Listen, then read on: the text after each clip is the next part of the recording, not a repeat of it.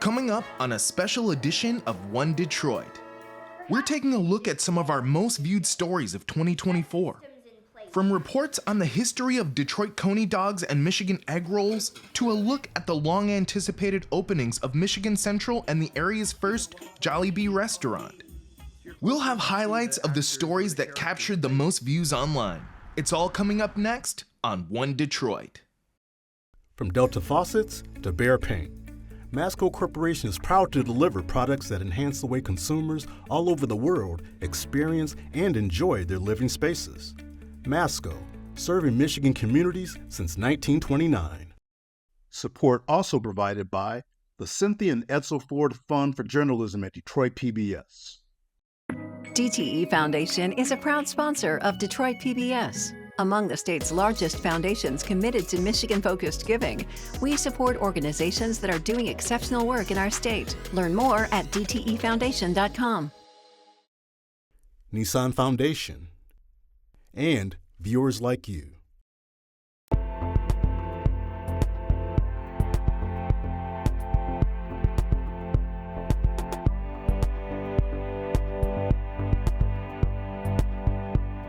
Just ahead on One Detroit, we've put together a special episode featuring clips from our top 10 most viewed stories on YouTube last year. Let's start the countdown. In the number 10 spot is a truly Detroit story about a Catholic priest who could become the first American male to attain sainthood. The Blessed Solanus Casey served Detroiters many decades ago, but his name still resonates among the faithful today. Here's a portion of the report from One Detroit's Bill Kubota. Detroit's East Side, the Island View neighborhood, the St. Bonaventure Monastery and its Solanus Casey Center. Built in the long-lasting memory of the Blessed Solanus Casey, when he died in 1957 at age 86, 10,000 came. I feel like people still feel that way today. They feel his presence, his oneness with people, and his desire to participate in their life somehow. Here, perhaps you'll feel Father Casey's presence, and you can see where the celebrated Catholic priest is entombed under glass. If you've heard of Solanus Casey, you probably know he's the closest Detroit's got to a saint, a real saint, recognized by the Catholic Church. Almost. The Pope declared Casey venerable in 1995, a step towards sainthood based on the evidence of miracles attributed to Solanus. A panel of experts and doctors have to agree that there is no possible explanation for why this happened, other than through the intervention of God in somebody's life. Blessed, the last step before sainthood. Proof of another more recent miracle is needed. I truly believe it's going to happen, and it'll happen sooner than later. Next on the list of most viewed stories is a Future of Work report on the use of artificial intelligence on college campuses.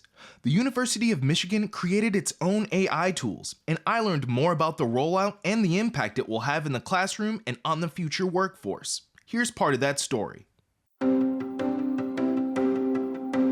In August 2023, the University of Michigan became the first major educational institute to release its own artificial intelligence tools made specifically for students, faculty, and staff. VP of Information Technology and Chief Information Officer for U of M, Dr. Ravi Pense, played a role in getting the AI tools created. UM has essentially developed, partnered with vendor partners, and introduced 3 tools. One is called the UMGPT. UMGPT functions like OpenAI's ChatGPT, with the major difference being the data received and produced by UMGPT is kept private by the university. Because of the capabilities of the AI tools, educators across the country have concerns over potential plagiarism, cheating, and abuse by students. As a university, we're trying to figure out how to get students to engage with this in a productive, collaborative way without sort of losing their critical thinking skills. I could be a student, just asking it to give me the answers, complete this homework for me, but you're not learning anything. Cutting corners will get you nowhere. Dr. Pense's optimism for the future rests more in people than artificial intelligence. The young people are so wonderful and are so wanting each one of them to contribute something positive to the world. So I'm very confident that no matter what field they choose to pursue, as long as they're passionate about it, the AI tools will be available and they can change the world for better. Coming in at number 8 is a story about the play titled The Chinese Lady, which was produced at the Tipping Point Theater in Northville. It tells the story of the first Chinese female to set foot on U.S. soil in 1834. Her name was Ah Fong Moy, a 14-year-old who was put on public display for half a century for curious Americans to view. One Detroit's Bill Kubota reported on this rarely told story in U.S. history. The Tipping Point Theater in Northville. Dress rehearsal. The play is called The Chinese Lady. Hello, my name is Ah Fong Moy. It is the year 1834. I am 14 years old and newly arrived in America. When I read The Chinese Lady and when I saw it for the first time, it really was one of the first pieces of theater that I completely identified with and made me feel seen. My family has sold me for 2 years of service to Mr. Nathaniel and Frederick Carnes, traders of Far East Oriental imports to New York. Well, The Chinese Lady follows the story of Ah Fong Moy, who is, we believe, may be the first Chinese woman to arrive in the United States in the 1800s. The Chinese Lady, by playwright Lloyd Suh, first premiered out east in 2018. Ah Fong Moy, famous in her sitting room 2 centuries ago, details of her life are sparse, speculative, so Suh was unbound to give her voice the press accounts back then did not. Thank you for coming to see me. Not a lot of people know her story, so it's a take on her life story, but it's also taking creative liberties of what her story means to the present and to the future.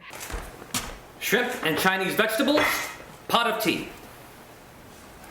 I will eat these foods with chopsticks.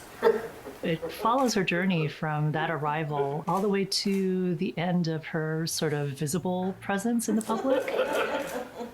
But it definitely gives us a glimpse of a woman who was brought to the U.S. as an object for exhibition, as an example of exotic Oriental otherness for the education of the American public. Our 7th most viewed story last year was about the highly anticipated opening of the first Jollibee restaurant in Michigan. The well-known Filipino fast food chain held a grand opening at its new Sterling Heights location, and One Detroit contributor Deja Moss was there to capture the excitement surrounding Jollibee's debut. Jollibee started in the Philippines in 1978. We're really known for our world-famous fried chicken, our crispy and juicy chicken sandwiches, and our delicious peach mango pie. The chicken is actually the founding family's family recipe. That has actually propelled the brand globally, and we're really excited to be here today in order to open the first one in the state of Michigan. Oh my gosh, I am so excited about Jollibee being here in Michigan. Pretty much ever since that first announcement came out over 2 years ago now, just been excited. I'm like, when? And whenever my family would travel, I would just happen to stumble across a Jollibee and we would just get it. We would usually get a lot because there's not really any like Filipino food around us where we live. We're really excited to be here because of the diversity in Sterling Heights, because it will allow us to bring that experience to more people and bring them together in this special place where sharing a meal together can create even more bonds and a stronger community for everyone. I think a lot of people know Filipino food as the party foods that you would find, pancit, lumpia, those are the things that most people see. But then you come into a chain like this, and you have the Filipino spaghetti, which is completely different than normal spaghetti. And I know a lot of people be like, what in the world? Because the biggest difference is there's hot dogs. They got hot dogs in the spaghetti, and it's a lot sweeter sauce. What you get here is pretty much the same menu you're going to get in the Philippines, the same menu you're going to get in California. I can connect with people here that have the same cultural background as me, and that there are other people who are also trying that Filipino-based foods, and it really makes me happy. Number 6 in our countdown is a story about a local filmmaker's documentary focusing on the amazing basketball legacy at River Rouge High School. The film, titled Rouge, opened last year's Free Film Festival. One Detroit's Bill Kubota spoke with the documentary's director, Hamoudi Jafar, about River Rouge High School's historic state championship record. A documentary about a basketball program with a winning history that goes back 70 years. The film, it's called Rouge, as in River Rouge, a small town next to that big city of Detroit. There's 14 state championships on that wall. That's what we play for. Rouge, directed by local filmmaker Hamoudi Jafar. How did you come across the story? I grew up in the downriver area, and when I was growing up in the 90s, during that time, River Rouge High School was, in the late 90s, was the best basketball program around. And I looked up to Brent Darby, who was their best player at the time. Brent Darby, we said, is unstoppable with the ball. Brent Darby in the back of Jafar's mind when in 2019 he was working on a short film hoping to profile Ypsilanti High School sensation Imani Bates, who made the cover of Sports Illustrated. And we went to go film Imani Bates, and we were denied access to his locker room that night. And by default, ended up in his opponent's locker room, who happened to be River Rouge. In that moment, I realized that the late Brent Darby that I had looked up to when I was a kid, that his son was there. When he died, I was just thinking like, let me do something like that's gonna make him proud or something like that. And then I was just consumed.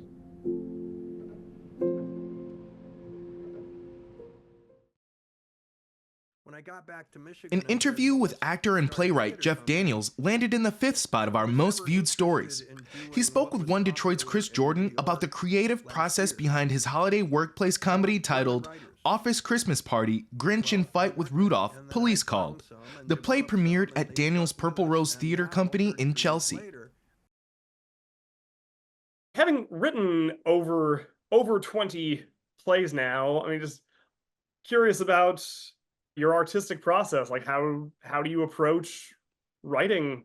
Well, it's the idea. Any writer will tell you, a lot of ideas surface, but do they have legs? Can you construct a story with a beginning, middle, and an end that even with a comedy says something? And this one does, and it did. It takes a while to find it, and that's why you go through. I mean, Grinch and Rudolph has probably gone through easily 9 drafts, maybe 10. We were probably 8 by the time we got into rehearsals just before Labor Day. And the actors bring ideas, and you just see things that can be made better if you rewrite it a little bit or cut something. So that's the fun of doing something absolutely original, and also setting it in this corner of the country. I'm writing about here, and everybody who's going to come to see this is going to recognize this as Michigan, as here, as people they kind of might know. That's the fun of it too, is kind of writing for this audience, about this audience, to this audience, and doing everything I can to make them double over with laughter. That's my goal with this one. I want them laughing harder than they have in a long time. An interview with Grammy Award-winning drummer, composer, and bandleader Brian Blade is in the number 4 spot with our YouTube viewers. Blade was last year's Detroit Jazz Festival Artist in Residence. In addition to performing at the festival, Blade took part in educational initiatives and community outreach programs. John Penny of 90.9 WRCJ sat down with Blade to talk about his passion for jazz. Today you were here at Wayne State University and running a workshop, and they were playing some challenging material.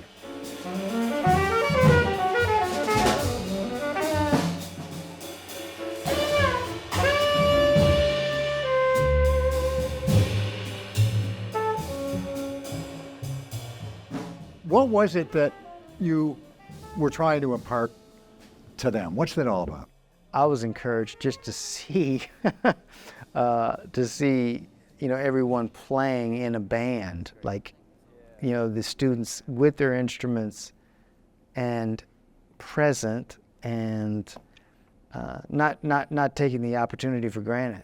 Mostly today, I wanted to encourage the rhythm section, and what I hope is that in terms of approach, of seeing things a different way, that it takes them off the page, so like if they can internalize all of that and really be looking not only to Mr. Scott as he's conducting, but to their bandmates, and they can express something else, not just the literal part. Like your role, your part in the thing, yeah, like you're standing in it, you're walking in it, you're giving it so that everyone else can just be that much more strengthened, and we've made something greater than what we actually imagined, because we submitted to each other.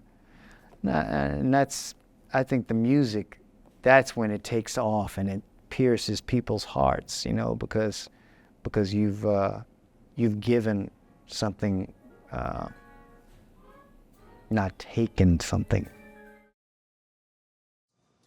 Next on our list of most viewed stories is a truly Detroit report about the area's unique take on egg rolls. We all know the city is famous for Detroit-style pizza and Coney Island hot dogs. Now, the egg roll is poised to take its place in the region's storied culinary history. One Detroit's Bill Kubota looked at how the traditional Chinese-American egg roll has evolved into a deep-fried treat with a variety of multicultural fillings. Checking out Sister Roll's Street Eats, the home of an array of oversized egg rolls in Allen Park. Them big old egg rolls on a stick. Everybody know the tag Sister Rolls because they know where it come from. So it was a big marketing thing. That's for Uber Eats. This one for DoorDash. The evolution of the Detroit-style egg roll. It begins with the spring roll, which really is eaten in Asia, but it's here in the U.S. where the egg roll was created. Some credit a Chinese restaurant in New York almost a century ago. But who really knows? And why are they called egg rolls? Not shaped like an egg, not a trace of egg inside, just maybe an egg wash to keep the wrapper together. Who really knows? We do know this. In Detroit, Chinese restaurant egg rolls have been known for containing a lot of bean sprouts that helps with that satisfying crunch. Other places use more cabbage, a more economical option, let's say, but our Detroit egg roll story really starts with corned beef. Corned beef culture, as somebody once put it to me in Detroit, dates back to, 100 years ago. There's a big Jewish population in Detroit, and they opened all these corned beef shops, and then the Jewish folks left town. African-American folks who moved into the neighborhoods enjoyed corned beef. So some of the restaurants that were there that had been around for 60 years stayed in business. Then in the late 1970s, a woman from Vietnam, Kim White, she put corned beef and cheese in an egg roll wrapper, called it Asian corned beef. Fusion cuisine before most even heard of that term. Asian corned beef, I think, was Kim White, the woman who opened that. I think she's generally credited with inventing the dish, but it really started to pop about 10 years ago. More and more corned beef egg roll purveyors popped up around town. It's not to the level of Detroit-style pizza or a coney dog yet, but it's getting there. It's getting to that territory of almost a regional food dish. Egg rolls is a Detroit thing. I can say it's part of our culture.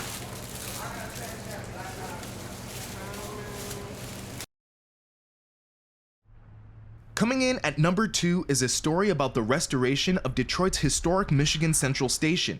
The former hub for train travelers sat vacant for decades. It reopened last year after undergoing a 6-year renovation by Ford Motor Company. Once a symbol of the city's decay, the building now symbolizes the future of mobility and innovation. One Detroit took a tour. For 3 decades, the Michigan Central train station sat vacant in Detroit, falling into deep decay. Then, in 2018, Ford Motor Company purchased the station. Ford invited One Detroit to Corktown to see the transformation Michigan Central Station has undergone. The tour was led by Michigan Central CEO Josh Zierfman and head of place Melissa Dittmer, who leads planning, design, construction, and development of places and spaces in Michigan Central. Everything has been restored to, as best possible, to what its original condition is. Often talk now about that the building is in some ways in its most pristine condition, in some ways ever. It took Ford Motor Company, 3,100 construction workers, and many others 6 years to get the station in its current condition. We took out 3.5 million gallons of water from the station over the first 18 months. Has there been thought given to how everything that's going on here is going to be impacting the greater area, the businesses around here, the neighborhoods around here, the people who've been here? We have extensive relationships with communities around us on all sides, and extensive relationships with the business community. We are very proud of generating a robust amount of business for local businesses. Part of the goal for Michigan Central Station's revival is to be a global example of what major projects like this can be to the people and places around them. And now, the #1 most watched story last year on One Detroit's YouTube channel was about a truly Detroit culinary treat, the Coney Island hot dog. There's a lot of history behind the iconic dish, but did you know that it's served differently in cities around the state? One Detroit's Bill Kubota reported on the Coney's popularity in Michigan. Coney, Coney, Coney, Coney, Coney. Truly Detroit, right? Let's serve up things Detroiters might not know about the Coney Island hot dog. In Michigan, Detroit style isn't the only one. I lived in Detroit for 8 years, but Flint Coneys are the best. See how delicious that is? I like them, but they don't like me. The Flint style Coney. At Starlight Coney Island since 1966 in Burton, just east of Flint, and Gillies on the northern edge of the city since 1985. Eaters here say Flint Coney sauce is meatier, and Detroit sauce is soupy. The chili sauce is wetter down there. Yeah. This is a lot drier. It's got a lot better flavor. People from the Detroit market really don't understand our Coneys. I think obviously ours are a lot better. In this area, well, when I was young, there was lots of Coney Islands. Flint Coneys, some running 24 hours right next to the car plants. Like the factories, the Coneys have dwindled, although a few still going strong. The origins of the Flint Coney starts not in Greece, it's Macedonia. Immigrants from the same part of Europe. The Balkan Wars of 1908, 1913 decimated the area. Greeks and Macedonians were leaving in droves, just going wherever they could. The original Coney Island started, it was my husband's uncle, George Branoff. George Branoff and other Macedonians, including one named Simeon Bryan, came to the U.S. and headed west. Before he reached Flint, he had a hot dog in Rochester, New York. And then he had another one in the Buffalo area and didn't really like it, said it was tasteless, thought he could do better, and based it on a Macedonian stew. According to Dave Liskey, the Flint-style Coney appeared in the early 1920s, and it seems Macedonians here knew little about the Greeks and their Coney Islands down in Detroit. Detroit-style, Flint-style, a preference?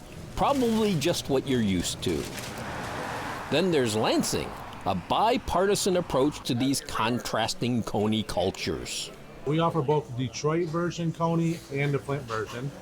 Dominic McGaldy runs Sparty's Coney Island. You know, being the halfway point, we get people coming from Flint, some from Detroit. You know, it's really about 50-50 between the two, honestly. We got our world's famous Detroit Coney Island sauce and our famous Flint meaty sauce. And even for the customers, if they want to mix together, we call it a Saginaw. So, Saginaw? Lest we forget Jackson, Michigan, and the Jackson-style Coney. Down by the train station, there's Jackson Coney Island and Virginia Coney Island. Jackson, birthplace of the Republican Party, and some might say the birthplace of the Michigan Coney.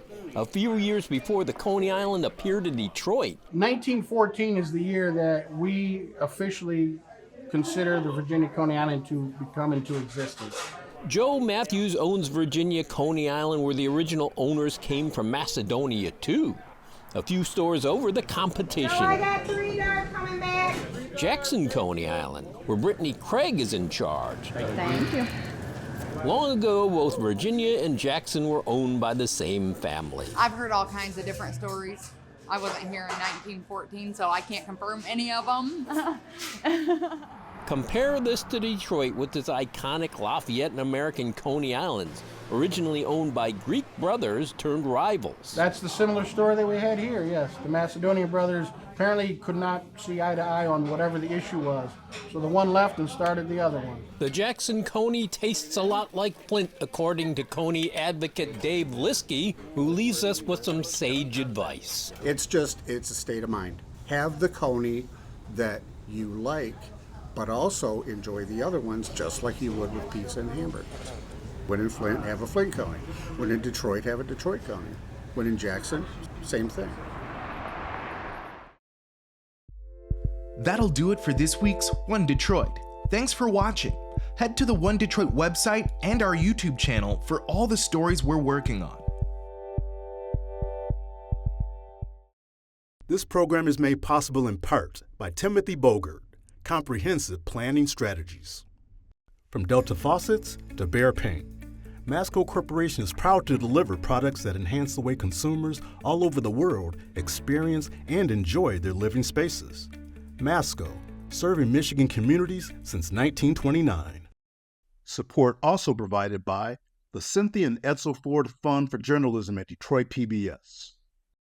DTE Foundation is a proud sponsor of Detroit PBS. Among the state's largest foundations committed to Michigan-focused giving, we support organizations that are doing exceptional work in our state. Learn more at dtefoundation.com.